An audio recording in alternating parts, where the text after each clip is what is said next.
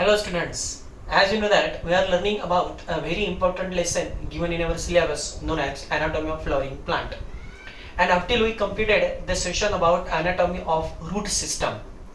Today we will see the anatomy of dicot stem, that is dicotyledonous plant stem. जैसे कि आप जानते हो angiospermic plants having presence of two main classes, that is dicotyledonous and monocotyledonous. So डायकोटिलेडोनस यानी कि dicot stem की जो basic anatomy है उसे आज हमें क्या करना है, लर्न करना है। वैसे आप जानते हो कि स्टेम क्या है। Stem is aerial part of the plant which is made by the seed having presence of embryonal axis and embryonal axis having presence of a plumule. That plumule can develops into that is the stem system and you know that this is the anatomy of stem system. और ये जो stem system है तो stem system की जो particular anatomy है उसको आज हम डील करेंगे। तो सबसे पहले आप यहाँ पे एक डायग्राम देख सकते हो। यहाँ पे डायग्राम के अंदर जितने भी अलग अलग पार्ट्स आते हैं स्टेम के वो मैंने यहाँ पे रिप्रेजेंट किए हैं। हमें वन बाय वन एक एक पार्ट के ऊपर कॉन्सेंट्रेट करना है, तो आपको पूरा यहाँ पे कॉन्सेंट्रेशन क्रिएट करके लेक्चर के ऊपर ध्यान देना है और वीडियो को ध्यान से आपको देखना है। देखिए सबसे पहले स्टेम जो रहता है प्लांट का वो सर्कुलर रहता है। और अगर हम कंसीडर करते हैं कि प्लांट का स्टेम है और इस स्टेम को अगर हम बीच में से कट कर देते हैं तो कट करने के बाद जो नीचे वाला जो पोर्शन रहेगा तो उस नीचे वाले पोर्शन को अगर हम इस तरीके से देखेंगे क्रॉस एंगल से, जिसको हम कहेंगे TS, that is the transverse section के एंगल से अगर हम देखेंगे तो उस टाइप की एनाटॉमी हमें सिलेबस में दी है। इसको हम कहेंगे transverse section of that dicot stem. And अब एनाटॉमी की अगर हम बात करेंगे तो देखिए सबसे पहले यहाँ पे दिए हैं इपिडर्मल हेयर, उसके बाद यहाँ पे प्रेजेंस है इपिडर्मिस का, उसके बाद यहाँ पे आप हाइपोडर्मिस देख सकते हो, लेयर ऑफ पैरेन्काइमा, उसके बाद एंडोडर्मिस, उसके बाद है पेरिसाइकल, उसके बाद है फ्लोएम टिश्यूज, उसके बाद है जाइलम टिश्यूज और उसके बाद है पीथ का प्रेजेंस। अब सबसे पहले हम बात करते हैं इपिडर्मिस के बारे में। What is the epidermis of dicot stem? So epidermis is the outermost layer of dicot stem, यानी कि उस स्टेम की सरफेस की जो लेयर है, जो सिंगल लेयर है, उसको हम कहेंगे that is the epidermis. And epidermis having presence of a thin layer waxy cuticle, यानी कि यहाँ पे क्या होता है, epidermis के ऊपर एक thin लेयर होता है जिसको हम कहते हैं waxy नेचर का एक लेयर जिसको हम कहेंगे क्यूटिकल। और इस क्यूटिकल के ऊपर क्या होते हैं, फ्यूज स्टोमेटा होते हैं और स्टोमेटा के साथ साथ यहाँ पे आप इपिडर्मल हेयर्स का भी ग्रोथ देख सकते हो। इनको हम ट्राइकोम्स कहेंगे। ट्राइकोम्स आप जानते हो, trichomes are multicellular elongated structures which are extensions of the layer of epidermis। तो सबसे पहला जो लेयर है epidermis आपको ध्यान में रखना है। फिर से एक बार बता देता हूं, ये जो सिंगल लेयर होगा आउटर मोस्ट लेयर, इसको हम epidermis कहेंगे।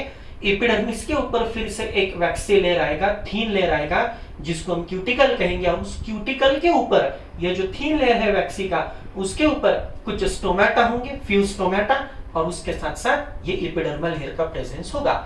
सो inner to epidermis there is a presence of a layer of hypodermis. यहाँ पे आप हाइपोडर्मिस का प्रेजेंस देख सकते हो।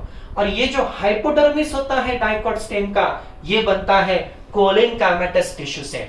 ध्यान में रखना है, that is the hypodermis of dicot stem is made up with cholenchymatous tissue. You know that how are the cholenchymatous tissue? Cholenchymatous tissue are very important for the mechanical strength, just to provide protection, because they having presence of pectinized cell walls.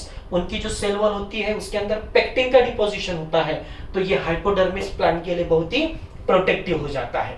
So inner to hypodermis there is a presence of that is the layer of parenchyma, यानी कि hypodermis के अंदर यहाँ पे जो आप space देख रहे हो, ये यहाँ पे मैं डिनोट कर रहा हूँ, इसको आप कहेंगे पैरेन्काइमेटस लेयर। इसके अंदर बहुत सारी क्या होती है, पैरेन्काइमा की सेल्स होती है।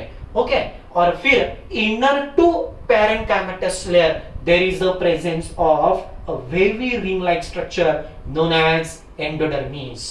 सो endodermis is known as innermost layer of cortex, जैसे कि epidermis is known as outermost layer of cortex, उसी तरीके से endodermis is known as innermost layer of cortex and endodermis is made up with starch grains. Endodermis किससे form होता है?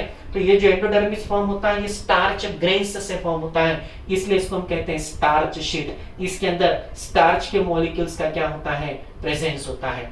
And inner to endodermis there is a presence of a pericycle. What is the pericycle? Pericycle is a wavy ring-like structure which is inner to endodermis and it is made up with semilunar patches of sclerenchyma। मतलब semilunar का मतलब होता है half moon shape, तो pericycle के अंदर यहाँ पे क्या होते हैं? स्क्लेरेनकाइमा के बैंड्स होते हैं, पैचेस होते हैं, ये भी प्रोटेक्शन देने का काम करते हैं। तो आपको ध्यान में रखना है एंडोडर्मिस के अंदर एक पेरिसाइकल का रिंग आएगा जो कि सेमिलुनर मतलब हाफ मून शेप वाले पैचेस आप स्क्लेरेनकाइमा के वहां पे देख सकते हो। And inner to pericycle there is a presence of vascular bundles. So these are the vascular bundles. You know that vascular bundles having presence of xylem and phloem. So this is the ring-like arrangement of vascular bundles. So ring-like arrangement of vascular bundles. These are the xylem. These are the phloem. And as you know that in case of dicot stem, vascular bundles having open, conjoint, ring-like and endark type of nature। इसका मतलब vascular bundle जो है ये phloem का zone है, ये xylem का zone है, इसके अंदर क्या है? ये कैम्बियम के बैंड्स है, इसलिए हम इसको कहेंगे open type of vascular tissue system. Conjoint, conjoint का मतलब आप जानते हो एक के अलोंग दूसरी होना, जाइलम के अलोंग फ्लोएम होना, फ्लोएम के अलोंग जाइलम होना, और सबसे मेन बात all the vascular bundles having ring like arrangement and main thing is that endark type of nature। what is mean by endark? तो एंडार का मतलब ये होता है कि ये जो जाइलम होती है, जैसे कि यहाँ पे मैंने शो किया है, जाइलम में दो टाइप है, प्राइमरी सेकेंडरी। प्राइमरी के दो टाइप है, प्रोटो एंड मेटा। तो प्रोटो एंड मेटा में कैसा होता है? प्रोटो जाइलम जो होती है वो सामने से होती है और मेटा जाइलम जो होती है वो पीछे से होती है, उसको हम कहेंगे एंडार्क प्रोटोजाइलम टाइप ऑफ nature।